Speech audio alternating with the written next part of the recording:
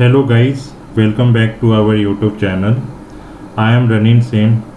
तो गाइस, अभी तक यदि आप लोगों ने इस यूट्यूब चैनल को सब्सक्राइब नहीं किया है तो इस यूट्यूब चैनल को आप लोग सब्सक्राइब करने के साथ साथ बेल आइकन को हिट करिए, ताकि आने वाले टाइम पे कोई भी नया वीडियो यदि मैं अपलोड करूं तो उन सारे वीडियोस या फिर लेक्चर्स के नोटिफिकेशन आप तक मिलते रहें। तो चलिए आज का क्लास स्टार्ट करते हैं। आज के लेक्चर में हम बात करने जा रहे हैं सिग्नम फंक्शन के बारे में। ठीक है, तो सिग्नम फंक्शन के पहले हमने चार बेसिक टाइप के फंक्शंस के बारे में स्टडी किया था। चार बेसिक टाइप के फंक्शंस, कौन कौन से फंक्शंस के बारे में स्टडी किया था उसके बारे में मैं एक बार बता देता हूँ। तो हमने सबसे पहले यूनिट स्टेप सिग्नल के बारे में देखा, उसके बाद हमने इम्पल्स फंक्शन के बारे में देखा, फिर हम रैम फंक्शन के बारे में स्टडी किए, उसके बाद हमने पैराबोलिक फंक्शन के बारे में स्टडी किए। तो ये जो चार बेसिक इम्पॉर्टेंट फंक्शंस हैं जो कि आपके कंट्रोल सिस्टम, यदि हम की बात करें, यदि नेटवर्क एनालिसिस की यदि हम बात करें, इवन हम मैथमेटिक्स की बात करें, तो इन सब्जेक्ट्स में या फिर कोई भी सब्जेक्ट्स में, जो भी इलेक्ट्रिकल एंड इलेक्ट्रॉनिक्स रिलेटेड जो भी सब्जेक्ट्स हैं, उसमें ये चार बेसिक फंक्शंस के बहुत यूज़ हैं। ठीक है, क्वेश्चंस में डायरेक्टली दे दिया जाता है कि इस टाइप के सिग्नल्स है, और वो सिग्नल्स यदि क्वेश्चन में दिया रहेगा और आपको पता ही नहीं है कि ये सिग्नल होता क्या है, ठीक है, तो तब आपको क्वेश्चन समझ में ही नहीं आएगा। तो चार बेसिक टाइप के सिग्नल्स मैंने बता दिए था। तो फिफ्थ टाइप ऑफ सिग्नल में की बात हम करेंगे आज, जो कि है सिग्नम फंक्शन। तो चलिए स्टार्ट करते हैं सिग्नम फंक्शन के बारे में। देखिए, सिग्नम फंक्शन का मैथमेटिकल रिप्रेजेंटेशन देख लेते हैं। सिग्नम फंक्शन को हम डिनोट कैसे करते हैं या फिर रिप्रेजेंट कैसे करते हैं, SGN ऑफ T से, कंटिन्यूस टाइम सिग्नल की यदि हम बात करें। यदि हम डिस्क्रीट टाइम सिग्नल की बात करें तो signum SGN of N, T का मतलब होता है कंटिन्यूस टाइम और N का मतलब होता है discrete time. Now mathematical representation क्या होता है, 1 होगा, मतलब एम्पलीट्यूड 1 कब होगा, for T is greater than 0 में, और 0 कब होगा, फॉर T इक्वल्स टू 0 में, और -1 कब होगा, for T is less than 0 में। यदि हम डिस्क्रीट टाइम सिग्नल की बात करें तो 1 कब होगा, for n is greater than 0 में, 0 कब होगा, for n is equals to 0 में, और -1 कब होगा, for n is less than 0 में। ठीक है, ये मैथमेटिकल रिप्रेजेंटेशन है सिग्नम फंक्शन का।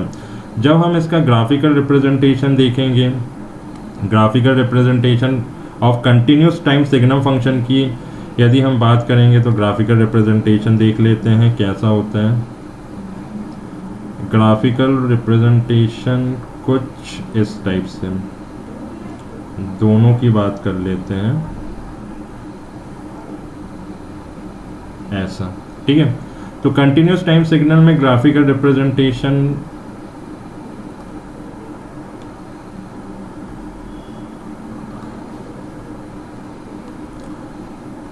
ये y एक्सिस आपका x of t equals to SGN of t होगा, और ये x एक्सिस आपका टाइम एक्सिस शो करता है जो कि इंडिपेंडेंट वेरिएबल है। For t is greater than 0 में एम्पलीट्यूड 1 होगा, t इक्वल्स टू 0 में एम्पलीट्यूड 0 होगा, और t इज लेस देन 0 में आपका एम्पलीट्यूड -1 होगा। इतनी बात क्लियर? ठीक है, when we are going to talking about the discrete time signum function, then what will happen? तो for n is greater than 0 में आपका एम्पलीट्यूड 1 होगा, इस प्रकार से एम्पलीट्यूड 1 होगा, इस टाइप से dot dot dot. For n equals to 0 में आपका डिस्क्रीट टाइम सिग्नम फंक्शन 0 होगा, और for n is less than 0 में डिस्क्रीट टाइम सिग्नम फंक्शन -1 होगा। ठीक है,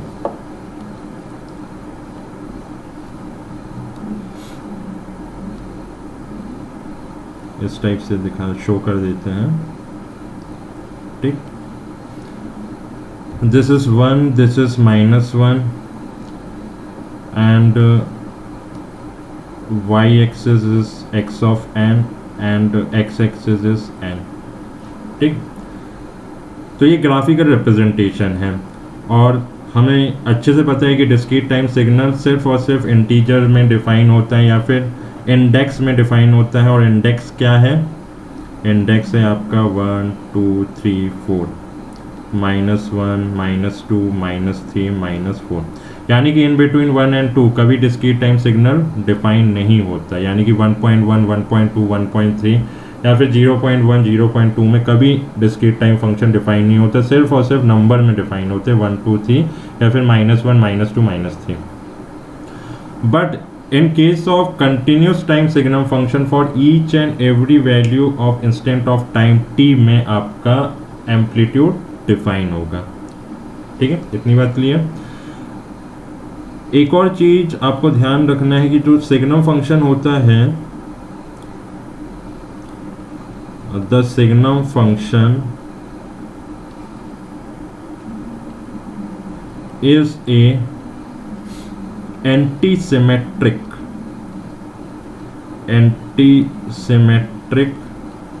and we can say odd function कहलाता है। जब हम आगे चल के क्लासिफिकेशन ऑफ सिग्नल्स के बारे में जब डिस्कस करेंगे तो तब आपको डीप में बताया जाएगा कि what is the difference between even and odd signal, energy and power signal, continuous time and discrete time signals. ये सब क्लासिफिकेशन ऑफ सिग्नल्स के अंडर आता है। तो continuous time and discrete time signal का जो एक क्लासिफिकेशन है वो तो बिल्कुल स्टार्टिंग में ही मैंने बता दिया था, और इवन एंड ऑड सिग्नल के बारे में आगे चल के क्लासिफिकेशन ऑफ सिग्नल जब स्टार्ट करेंगे तब आपको क्लियर होगा। तो देखिए यहाँ पे इवन फंक्शन और ऑड फंक्शन के बीच में क्या डिफरेंस है उसका बता देता हूँ। देखिए देखो सिग्नल फंक्शन को हम क्या कह रहे हैं? ऑड फंक्शन कहते हैं। तो ऑड फंक्शन का मतलब होता है क्या?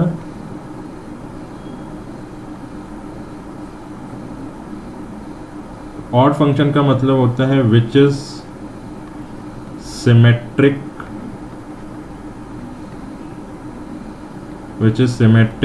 With respect to origin. ठीक है, for example symmetric with respect to origin, यानी कि इसकी बात हो रही है। इवन फंक्शन क्या होता है? इवन फंक्शन का मतलब होता है which is symmetric with respect to Y axis. यानी कि जब हम ग्राफिकल रिप्रेजेंटेशन में जब इस टाइप का सिमेट्रिक मिलेगा with respect to Y axis तो उसको इवन फंक्शन कहेंगे। Now when we are going to talking about the signum function, why signum function is called antisymmetric and odd function? Because signum function is a function whose graphical representation is symmetric with respect to y axis। इस type का symmetric बन रहा है। ठीक है, discrete time signal में भी इस टाइप का सिमेट्रिक बन रहा है। ठीक है, इसलिए ये सिग्नल फंक्शन को हम ऑड फंक्शन कहते हैं। ठीक,